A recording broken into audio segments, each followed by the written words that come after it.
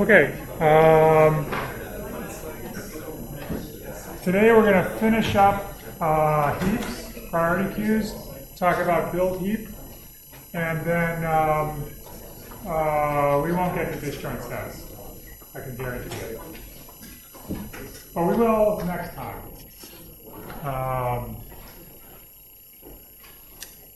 Let's see, homework 3 is due November 15th, which is a week from now. And programming assignment 3, I have now written it in 3 different ways. No, 2.5 different ways. And I think that I got to finish the 3rd one. So it'll be done probably tomorrow. And I'll post it tomorrow. Any questions? No? Okay. So last time we were talking about, we got to the point where we were talking about build heap, but just to warm up and remind you about the operations that are involved with heaps, there's basically 2. One is called heapify up or swap up, and it's illustrated here where you stick something into the bottom new location and you wiggle it up until it's in its proper order.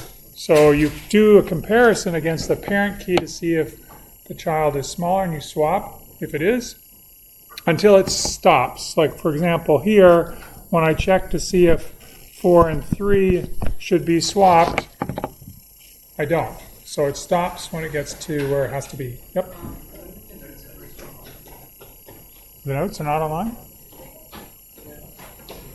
Go reload. Thanks. Okay. That's heapify up. And then heapify down is you have something at the top that's out of order, and you look down at both of the children. You pick the minimum of the 2 children, and if it's smaller than the parent, you perform a swap. So in this case, we'd look and we'd see 4 is smaller than 6, and 4 is smaller than 10, so we'd move or swap down 10, and then we'd do it again at the new spot, and we keep going until we get to the bottom of the tree or until that property is no longer true, until we don't need to swap the parent down anymore. Okay, those are the 2 fundamental operations. At the bottom is the array representation of these binary heaps, just to remind you. And the question is, for the warm-up, the question is, which one of these 2 operations is performed on an insert and which one is performed on a remove min?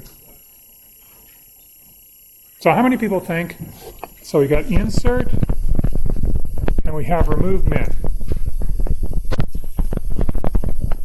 Those are the 2. Heapify up is performed on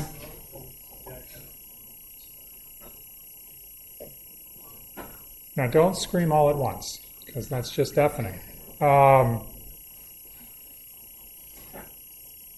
you remember heaps? How many people know the answer and they just don't want to say it? Okay, I can understand that. Okay, and then the remove min, where is remove min which one does remove min use? Remove min is the one that takes the minimum out of the heap. Which one does it do? Heapify down. So remove min goes with heapify down. Insert goes with heapify up.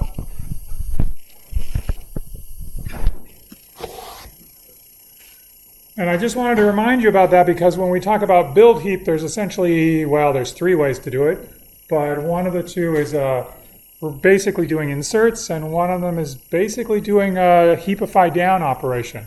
Not a remove, but a heapify down operation. So that's the possibilities for doing a heap, building a heap from a non-heap array. And we saw that these 2 operate in time theta of n log n to produce a heap.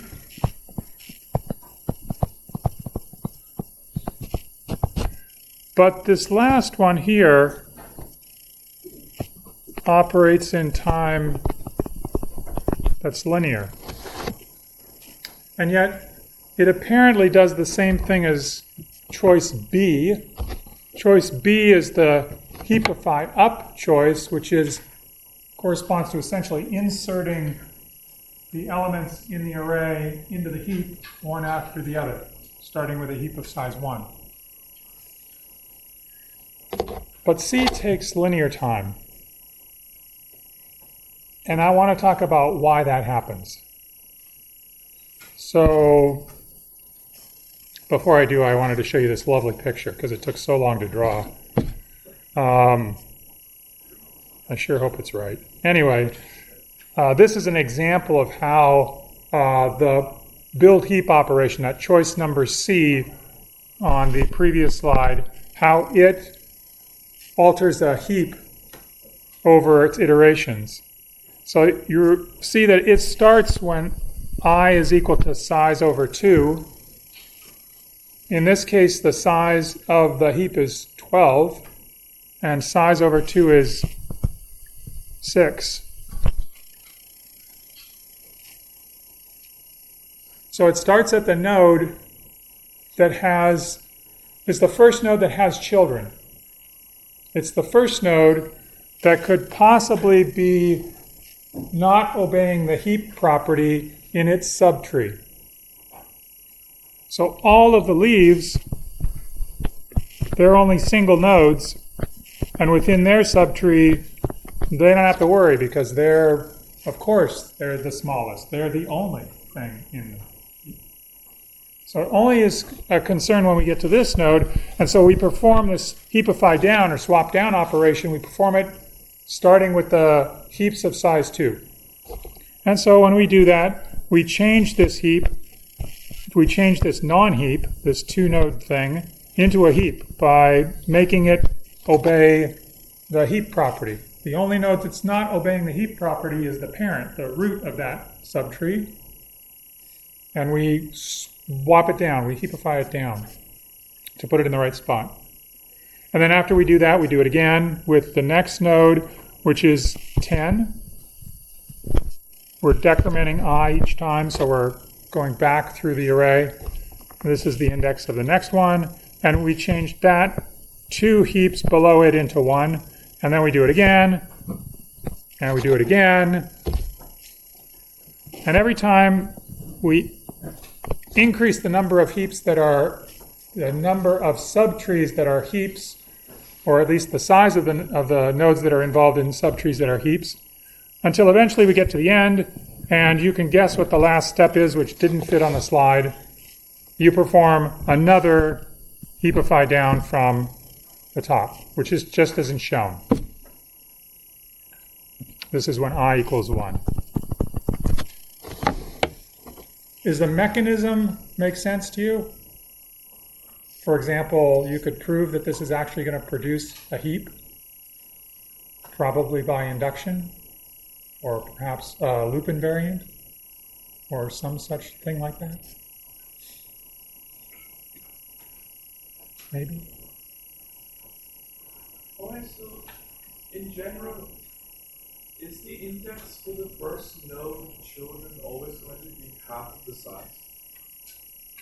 Is the index of the node, The first node? you mean this index here? Yeah. No, I think in the for loop. Oh, in the for this I. Yeah, like does that hold in gen? Hold in gen number I equals size over 2.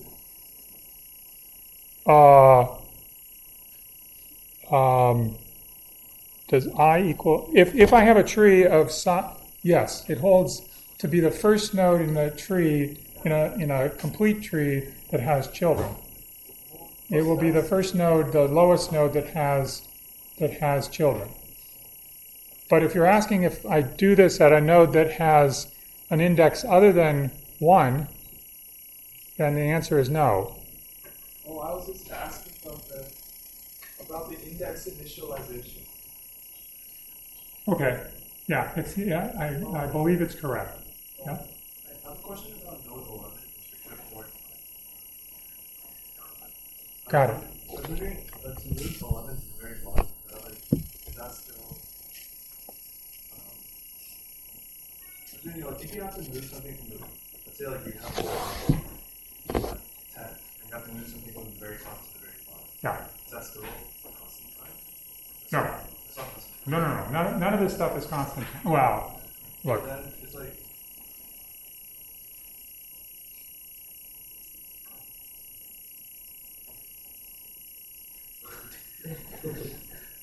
You're worried. You're worried that this is not going to be linear time. Because I feel like some steps takes more than one. Yeah. Each individual step. You should be worried. At this point, you should be worried because it's not clear. I mean, maybe it is clear to you, and that's great. And you can see why it's linear time. But we're going to go through, actually, we're going to go through enough stuff that'll make you sick of it. But anyway, we're going to go through some stuff to sort of see how this works. Because this is one of the kind of nicest analyses that you can do. It has various ways of looking at it. Let's look at it one way. I think this is maybe the most obvious and the simplest one, but I'm not sure. So we'll see. So if I do heapify down on a heap of height I, like for example, in your situation, the heap you were talking about was height 2. If I do heapify down on a heap of height I, how much time does that take? How many steps does it take? Approximately.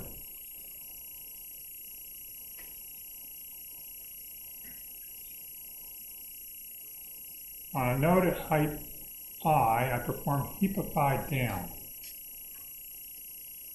How much time does it take to do heapify down on that node until it's finished? Heapify down is done. I know that in between the time that I told you the answer to this question and now, there has been a midterm. I remember that. And I understand not remembering anything that happened before, and so I will pause. But you should remember that you knew this at one point.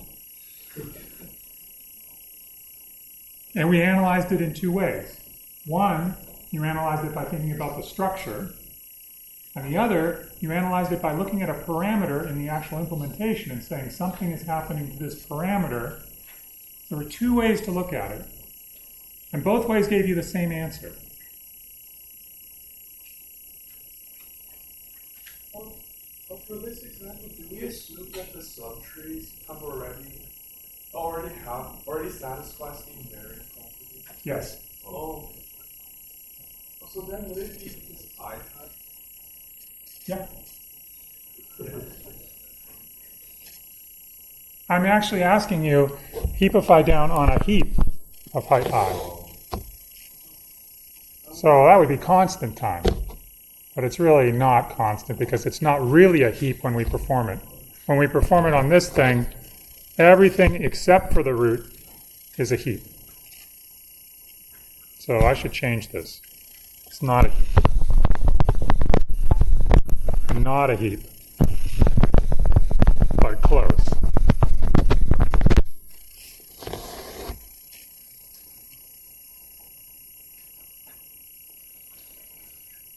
How many people were thinking it was a constant, like 1? Nobody? Because that would have been a good answer. Anyway, it's not a heap because the root is out of position. So when we perform this heapify down operation, we perform it on something that's nearly a heap. And the property that it has, when I say but close, it means that both children of the root are heaps.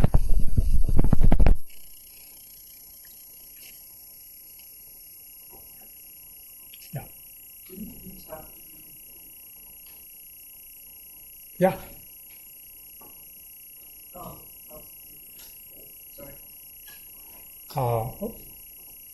No, they don't have to be full. They just have to be complete. So the last parent on the last level might have just one child. It's supposed to.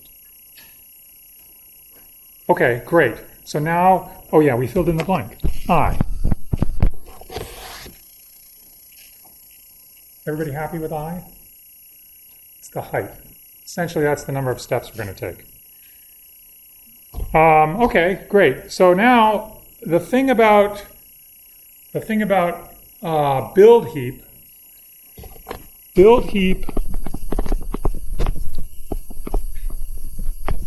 calls heapify down multiple times. Right, you remember on the previous slide we saw build heap gets called here on a heap of height 2, or a near heap of height 2.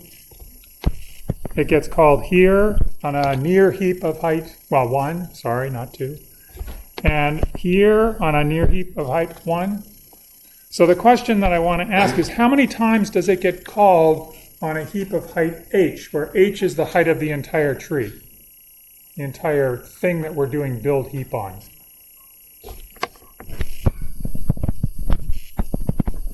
This is the not yet a heap.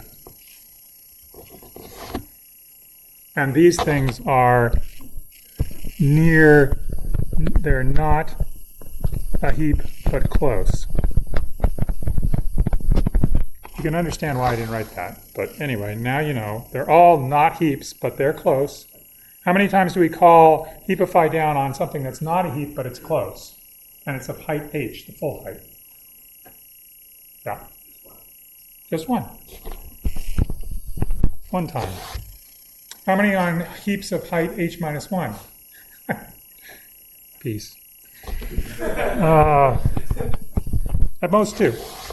Yeah. Why is it 2 and not 3?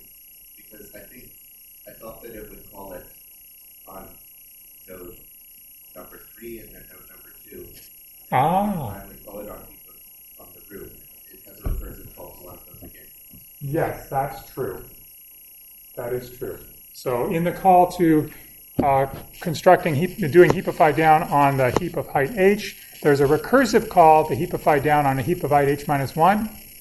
I'm counting all that cost in the call to the original heap. How much time does it take to do that heapify down on the heap of height h? H. And that includes all of the calls to the other recursive calls. Right? So maybe you're right. Maybe I should write here, build heap calls heapify down that many times. Because build heap does it once on a heap of height h. And then heapify down calls itself many, many times. But still the running time is h. This is a terrible slide. Anyway, that's what you get. Day after the midterm. Okay, how many calls on heaps of height h minus 2? How many calls does build heap make of heapify down on heaps of height h minus 2? Maybe the best way to think about this is implement heapify down iteratively. No recursive calls. How many times is it called on heaps of height h minus 2 at most? Let's look. Heap of height h minus 2 would be heaps of this height, right here. How many times can it be called on heaps of that height?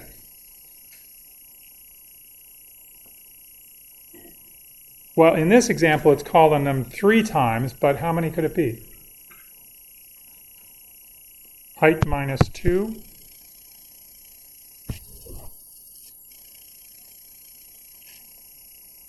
What do you want to write here? Less than or equal to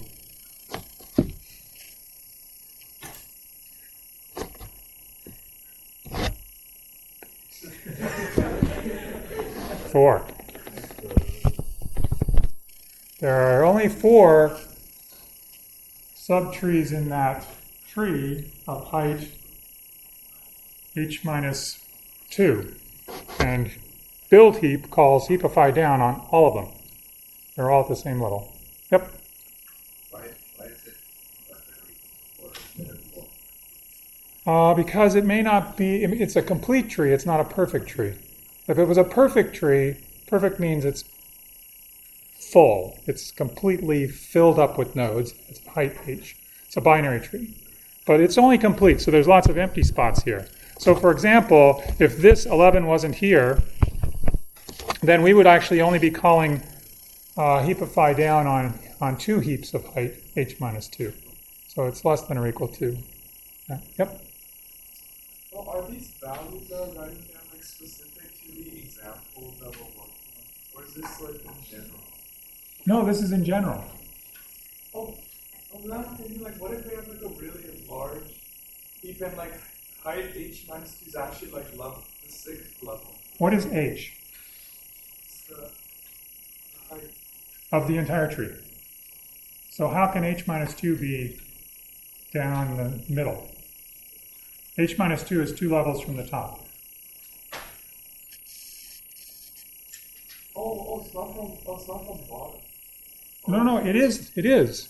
This h minus 1, point at the, circle the nodes in this tree that are of height h minus 1.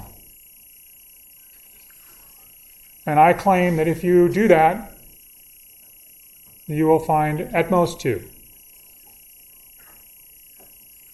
Here's one. Here's another one.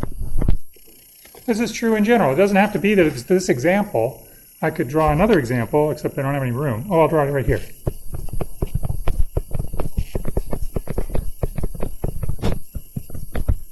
This is a heap. This is an ugly heap. This is a heap which has height 4. How many subtrees does it have that have height 2, h minus 2, or h minus 1?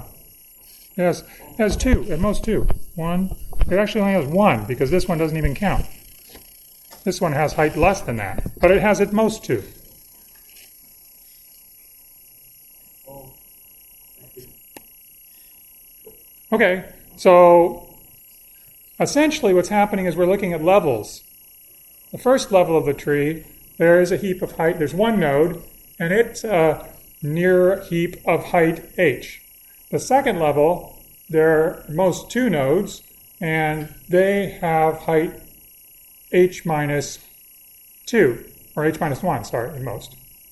So there's at most two trees that build heap calls heapify down on that have height h minus 1.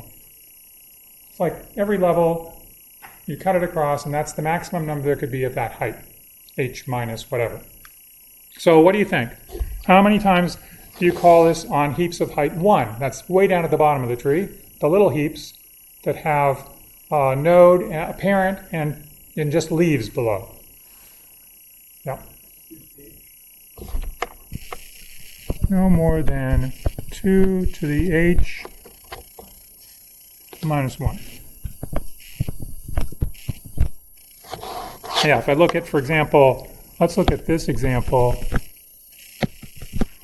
If it was perfect, then the number of, and the perfect tree really has the most nodes of that height.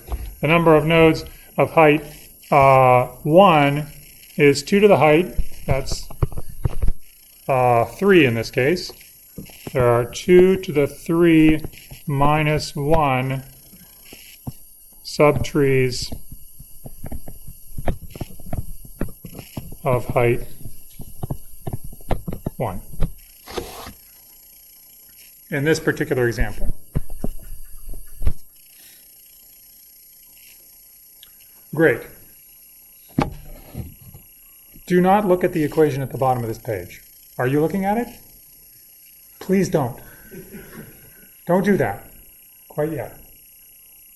Because I want you to just look at what we've done now and explain to me why this would make you feel a little bit more confident that this thing is going to run in linear time.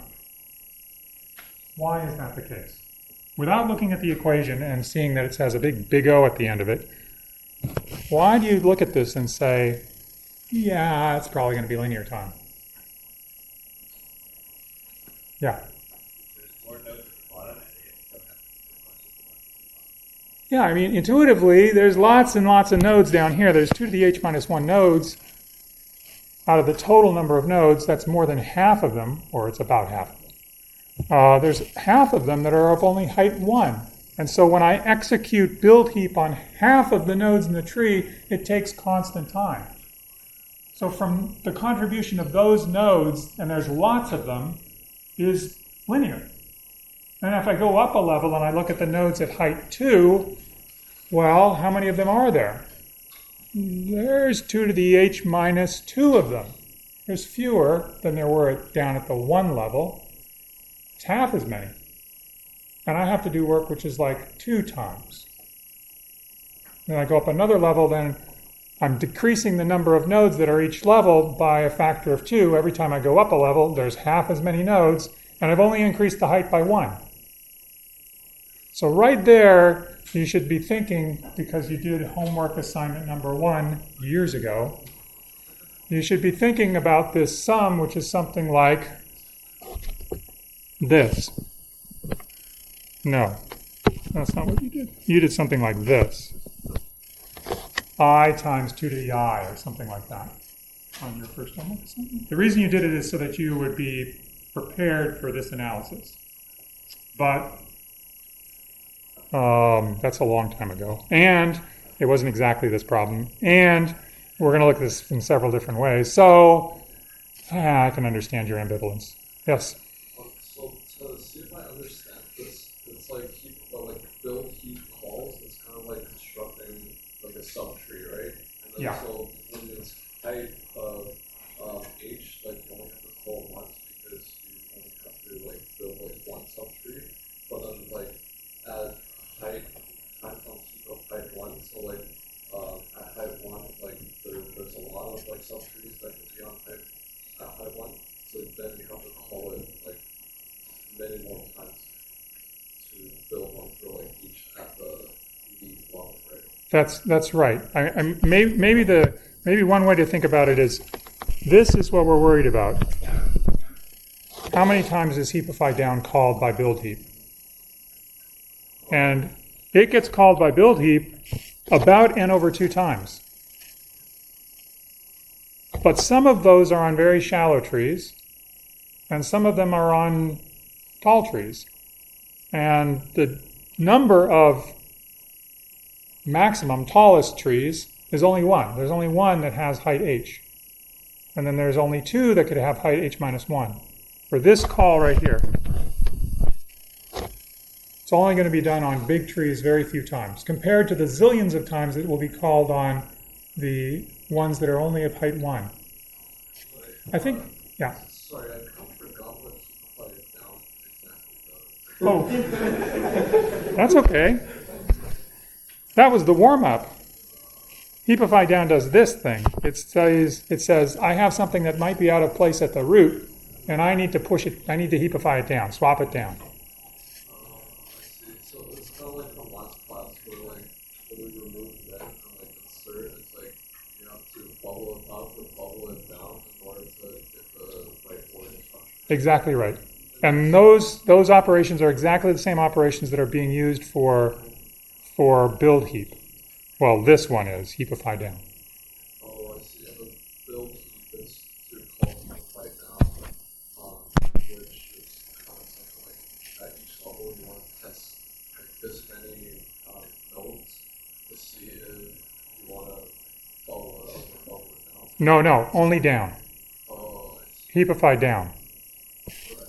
So you want to do something that's where I drew this lovely picture. Where did my lovely picture go? Here. Where each triangle represents a heap that's been constructed, and you know it's a heap. And you want to make the numbers of those things bigger and bigger and bigger as you go up, or the number of nodes that are inside. Yep. Wait, so we start at I over 2 because like trivially like half of them are just the heaps of size much trivially equal. Right. And then you just like check the rest of the half and then see if they're not heaps, right? And then if they are heaps, then at most it should be like the height number of steps. Right. Because they may not be heaps, but the only reason they're not heaps is because their root is not a heap. Their root is not in the right order. But their 2 subtrees, the 2 children subtrees, Those two subtrees are already heaps. Right. So it's like less than or equal to because, like in this case, like 3 is already a heap, right? So we don't have to worry about it. Like, pretty well.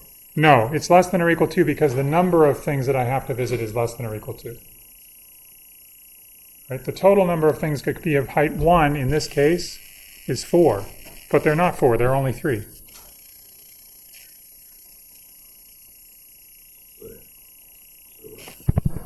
This guy here, all 4 of these could be height 1 heaps, or height 1 things I have to perform swap down on. But only 3 of them are ones that I actually have to call. So I actually only do it 3 times. That's why these are all less than or equal to. The worst case, of course, is a perfect tree. It's a complete tree, and it's got as much stuff in it as you could possibly have. Then you would get equality on all of these. But if it's not, if it's just complete, if it's got empty spots, then it's going to be less. Yes? And Also, I guess heapify down won't be called a linear number of times. But since heapify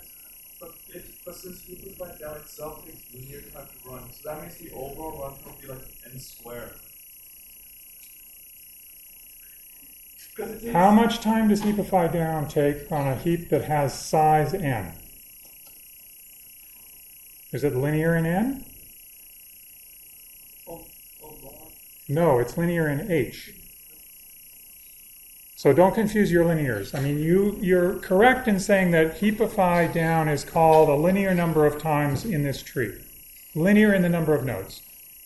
But each call to heapify down is not taking linear time in the size of the tree. It's taking linear time in the height of the tree, which is log the size of the tree. So, yeah. Can you think of calling heapify down or build heaps as in like how many nodes there are at that height that could have children? So like for example, like at height 1 there's like that many like nodes that have children, so like that's like called 2 to the h minus 1 time. But at height h there's just a root, right? So you only have to call it 1 time. That's right. And then at like height h minus 1 there's 2 nodes. So at most you have to call it 2. Exactly right. So can you think of it as like you just have to call it at most the amount of possible nodes there are at that height? Correct. You got it.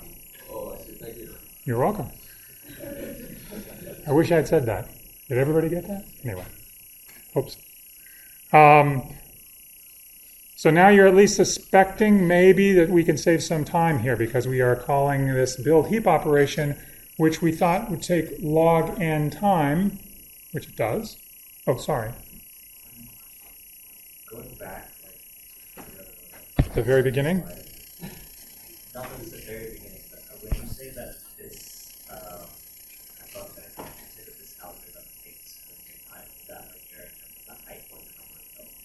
This is n. Number of nodes.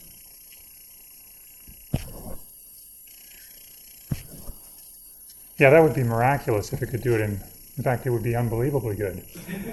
Because well, just think, is it possible that this thing could run in time log n to take an arbitrary array, like that array, and put it into a heap structure?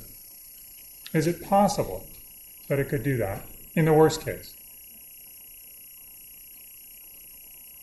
This is a really good thing to think about too, because this is like an easy lower bound.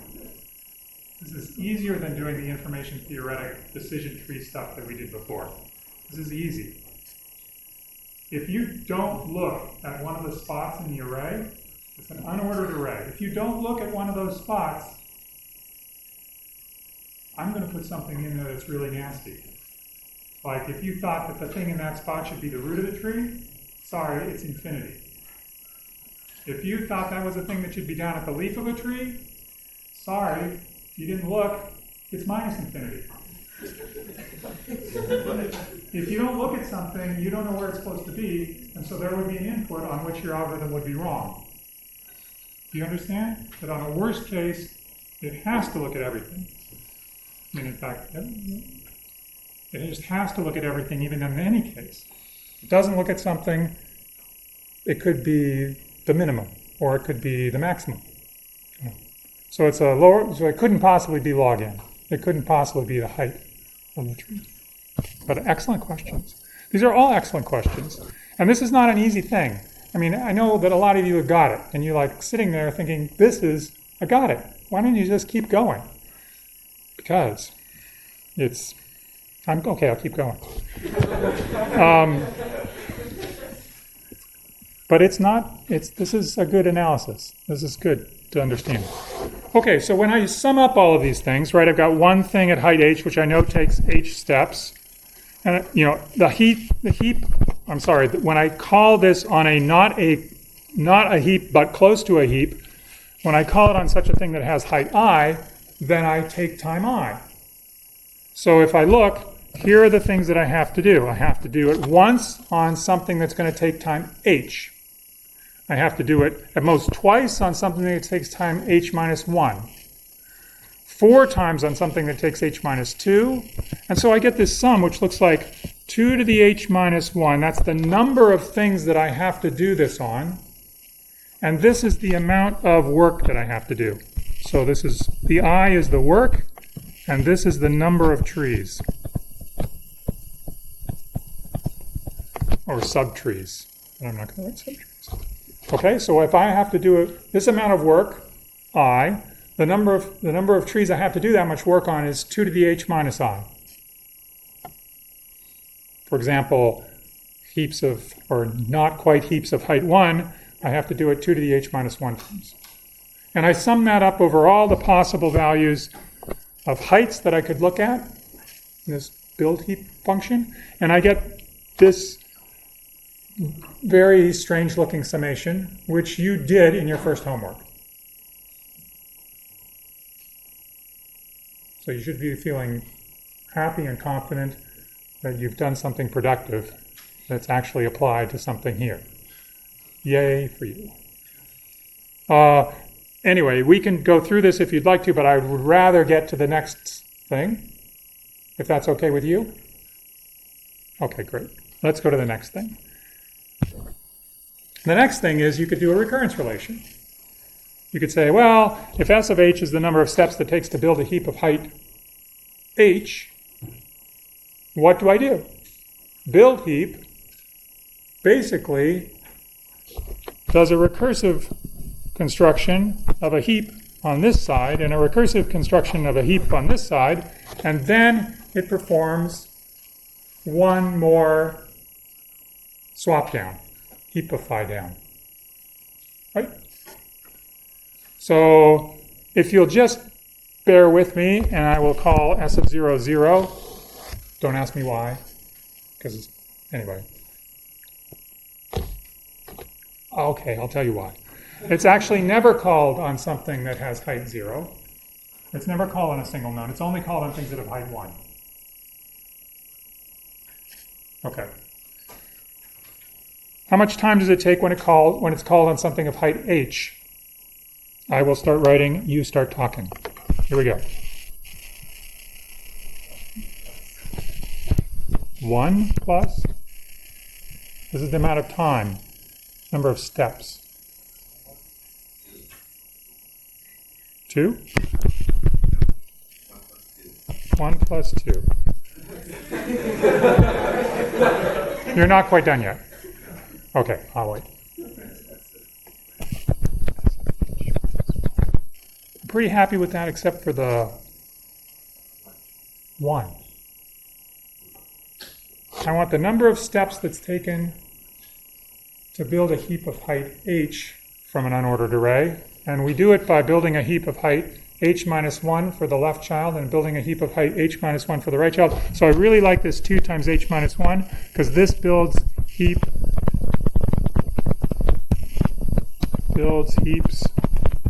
from 2 unordered children. I like that part. But then, in order to make the thing coalesce into an entire heap, to come together into one heap, does it take you constant time to do that? In a heap of height h. What happens? What does the code do when it puts these things together? Yes. It's not a merge, but it's H to perform a swap down. It's H to perform the heapify down operation that brings the two heaps and the root together into a heap structure. So this is not 1, but it's H. This is the cost for the last heapify down that creates the final heap. And it has a worst case running time of h, the height of that heap, of that near heap, almost a heap. Right.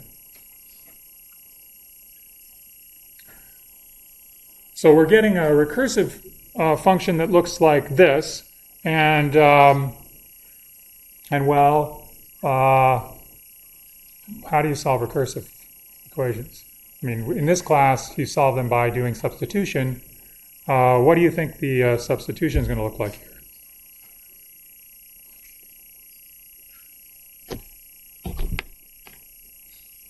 I mean, you're going to get, let me put the h's at the end. And then there's 2 times s of h minus 1, which is 2 times, 2 times s of h minus 1, which is 2 times s of h minus, that's an h, minus 2 plus h minus 1 plus h. So we're just doing the substitution method.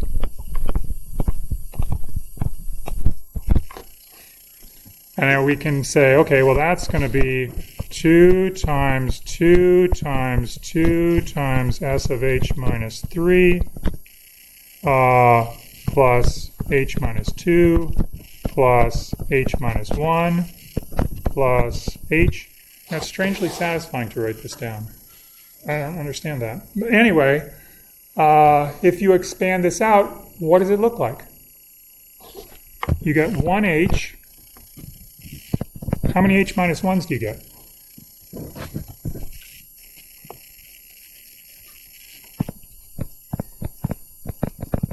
Two times h minus 1. Did you guys do the substitution method? Occasionally. How many h minus 2s do you get? 4. Well, this is interesting. How many do you get h minus, whoops, that's not an h minus 1, it's h minus 2. How many h minus 3s are you going to get? 8. Etc., etc., etc. Does that look familiar? It looks like I times 2 to the h minus I.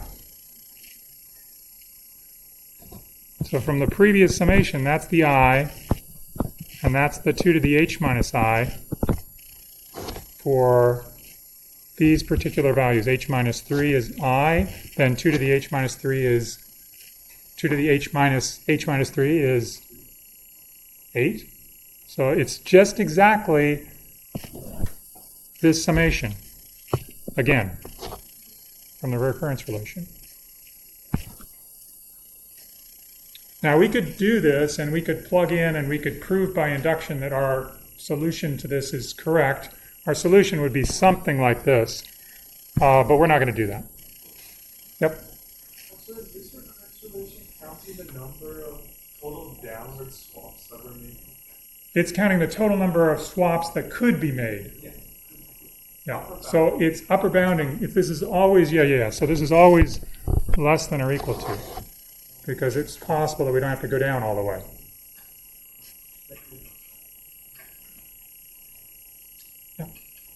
So what exactly is the relation between what and y? I think it is because like you said, like half the nodes is just gonna take constant time, and then like it's really only gonna take log n time for like the top ones. Right. So rather than being n log n, it's going to be, well, n over 2 times 1 plus n over 4 times 2 plus n over, what's next? 2, 4, 8 times 3. And so you get very, very heavy number of nodes down at the bottom of the tree that are doing all of the cheap work. And then for this example, like we just finished the first two. Oh yeah, but it just keeps going. I mean, it's going to stop eventually when you get to the base case, which is when you get to s of 0. So you could do that. And eventually you'll get down to a contribution of 2 to the h minus 1 times 1, and then the 0 kicks in over here. So the next term is 0 times 2 to the h.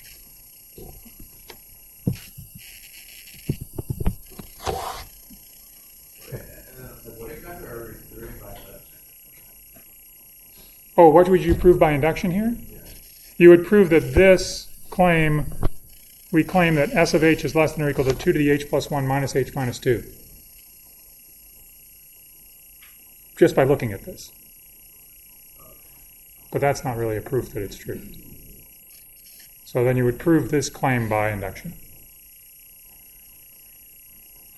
Yep. So for the original, like SH, it's H plus 2 SH minus 1. So like I'm not sure how H is the last heapify that creates the heap. Like, isn't H just the height? Like, how's it the last heapify down?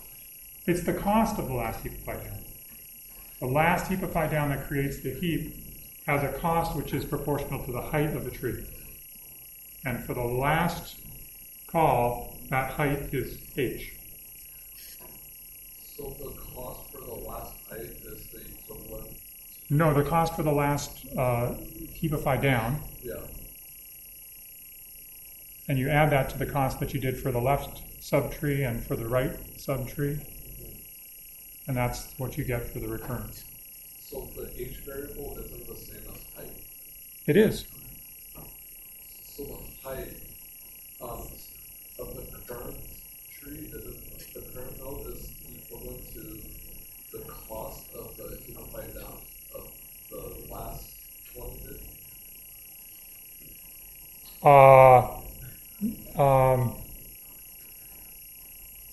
Imagine that we had written build heap recursively. Maybe this won't help, but let me just try. If you wrote it recursively, then you would say, recursively build a heap on the left child, recursively build a heap on the right child, and then perform heapify down at the root. Okay? So now we have 2 recursive calls to problems of size h minus 1, and then the final call to heapify down, that will take time at most h, the height of the original not quite a heap. And that's it. It's sort of like merge sort, except that it's cheaper. So, what exactly does the H represent? Like, what action are you doing in the tree? The swaps down, when you swap things down. Oh, I see. Okay, that makes sense. Wait, thank you.